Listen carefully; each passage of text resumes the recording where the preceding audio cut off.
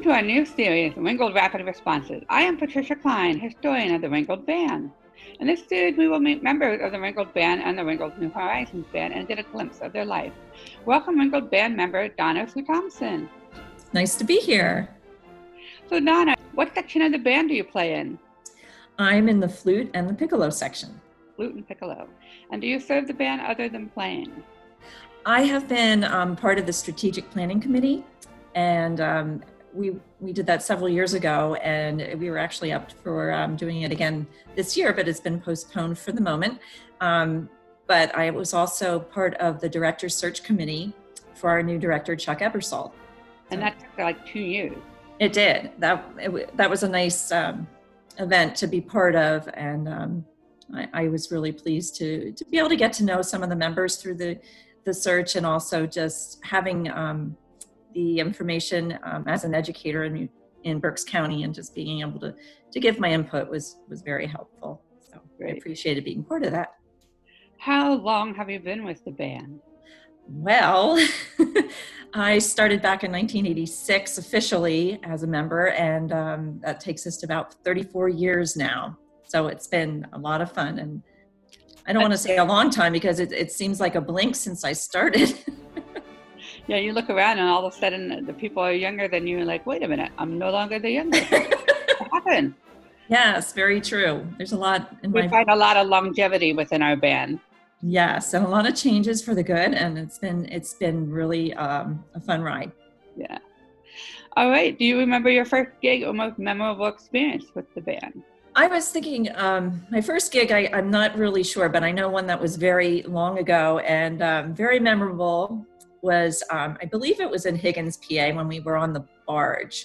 And this barge was not very large, and it was a little rickety. And we remember we had to sit on the barge, and then they sent it afloat out in the middle of the water. And so we were in vision of the crowd was behind us, kind of on a hill, and I remember there was some sort of building behind us.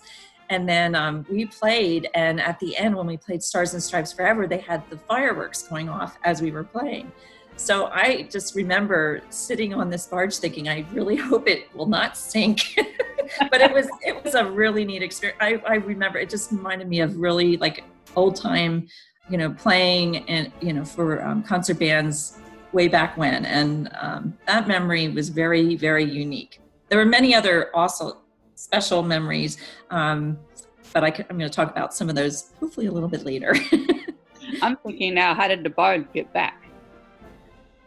That's a good question. I think they had it on ropes or something, or actually, I think it was a motor. There had to be a motor, but that was pretty long ago.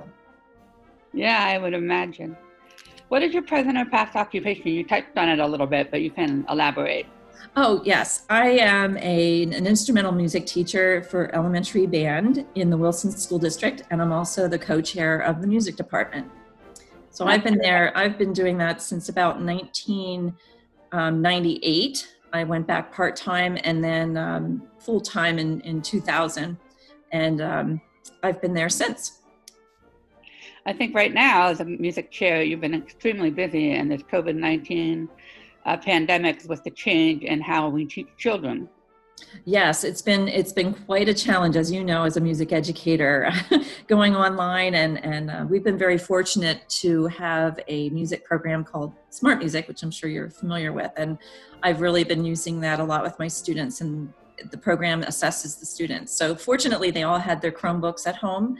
Not in the beginning. It took about 2 weeks or so until they were all online together. And then we could reach out through Smart Music and Google Classroom. And we all became more technology oriented than we expected to be, but it was a good learning experience. And I'm proud of myself for the things that I was able to do with my students. I didn't do any virtual recordings with elementary at this point. That might be something to look into maybe next year if we have to do that. Let's pray we don't. I actually polled my students for that, and I think a lot of them were scared to do it. So we opted with I have a band jam actually today, and we get together and they all mute themselves and I play through their music and then ask for volunteers to unmute themselves to lead the way. And even that, some of them want little emojis to cover their face and stuff.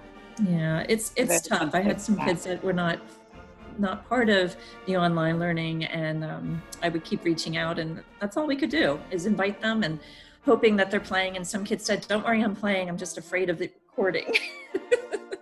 So yeah, my kids have been recording all year with no problem, and then all of a sudden during the pandemic, all of a sudden I think it hits them, and some of them are now just sending me audio, not visual.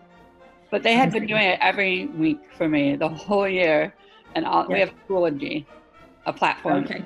And all of a sudden, a lot of them are sending audio instead of video. And I'm like, it's fine, whatever. Well, some of them, I gave them the option to send videos of themselves as well. And I set up a Google form that they could submit videos. And some of them use that. Some of them just sent me a recording, like during the first week of May was May the 4th be with you. So I made that a Star Wars theme for one of the lessons. And I had a beginner saxophone learn I put a posting that I found on YouTube, a tutorial. So it printed the music, and he actually learned the music, and I was really proud of him. And he thought it was a bad performance, but I said, I'm proud of you for trying to, do it on your own. So whatever was motivating, we did it. Yeah, I know about Star Wars this year. That was one of our songs, the Carl Stroman arrangement. I did it with both grades when we I've done that before. Performances. So both grades knew it. So I spent a lot of time during that week, chalking it up, and it is their favorite song to play. Yes, they all want to learn Star Wars. Can you tell us a little bit about your family and your life outside the Ringgold Band? Sure. I have a family of 3 children who are all grown now. I live with my husband, of course, and Jim works for a pharmaceutical company, and he's been doing a lot of online working in an office down the hall from where I am currently. This is where I sit when I do my music office, and he has a separate space, which is good. But he usually travels to Exton every day, so he's, it's nice having him here. My son is the oldest, and Christopher lives in Phoenixville, and he has a family of 2 children, my 2 wonderful grandchildren, ages 4 and 2. So they're there, and Christopher's a computer programmer and works, or a software programmer, I should say, works in that area. And then our daughter Rebecca lives in Delaware, and she is a music teacher, and she's married to Curtis, and they have a little girl, Addison, who is almost a year and a half, and we miss them very dearly because we can't be together physically, but we have done a short visit outside with Rebecca, and hopefully this weekend we'll see Christopher and his family. And then our daughter Rachel is she's currently living in Scranton in an apartment up there, working as an industrial designer, and we see her more often because she comes home on the weekends with her dog. She's not married yet, but she has a dog, and it's an Irish setter combined with a golden retriever. And Autumn comes home and has fun time with our dogs. So we have a puppy, and during this time of quarantine, we've been raising a black lab puppy, and Marley has been the light of our life at this time. He's now 4 months and 50 pounds. Wow. So we have Marley, the puppy, and then we have Tucker, who is going to be 6 in June. So we're very busy in this area, in this house, between everything, and just trying to keep in touch with everyone and feel like we're part of their lives at this time. And we're going to wait for that wonderful day that we can all be together. Yeah, have you done those Zoom meetings with your family? We have. We've had several birthdays. We've had my one niece turned 21, so we did a drive-by parade for her because that's a big landmark birthday. My father had a birthday, and several other people in my extended family in May, and we just did the Zoom thing. And our family's very musical, and we all try to sing, and it's funny because you can't sing together on Zoom very well, but we did our best. Yeah, the lag time is definitely a factor. I'm sure that made it hilarious. Yes, it was. And whoever talked last was the one who was the loudest. Got it. Yeah, it's cute. When the band gets back together, hopefully in the near future, what is the one song you want to rehearse and perform again? What song is this? I was thinking about this, and Hounds of Spring by Alfred Reed came to mind because it's such a happy song, and I love that song. It's just beautiful, and it's very playable, but it just is a happy moment, and I think that would be fun. I also was thinking of Esprit de Corps by Robert Yeager, because I just like happy, peppy music. So those two were some that came to mind. And Hounds of Spring we've often rehearsed, but we rarely perform. I know. I think we should get that one out again. I bug in Chuck's ear. I agree. It really uses the full horn section, like the 4 parts. You can hear all 4 parts. And so there you go. I did a plug for you. I absolutely love that song. Awesome. Is there anything else you want your fans to know? Well, I mentioned earlier that maybe I would talk a little bit about this later.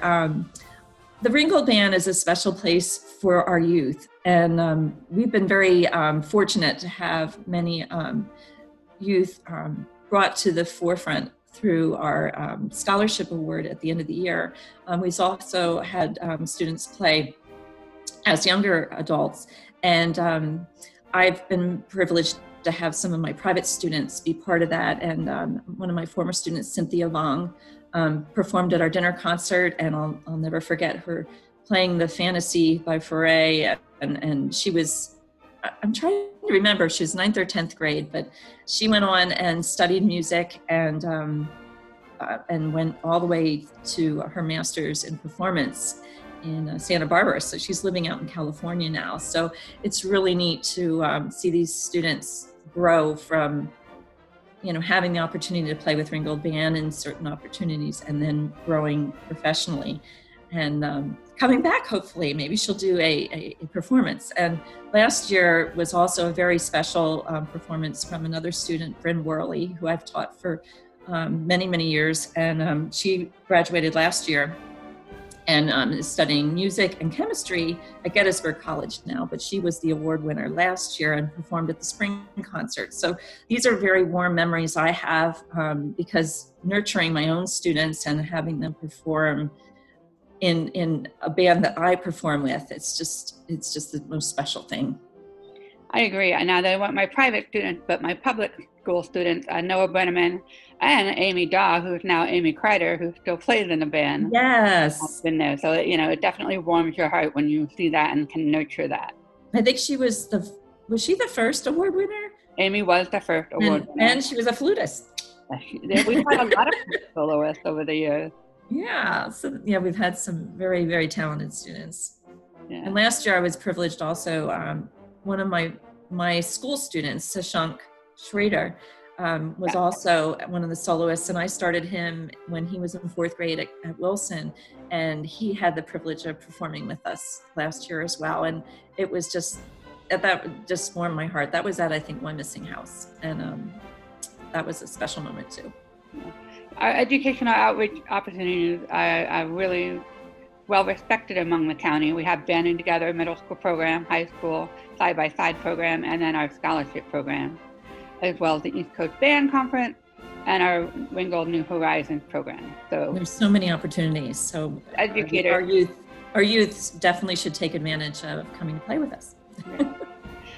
Well, let's give a big hearty thanks to DonnaSue Thompson for sharing her time with the Ringgold Band, audience, and patrons. I am Patricia Klein, and this is another rendition of Ringgold Rapid Responses.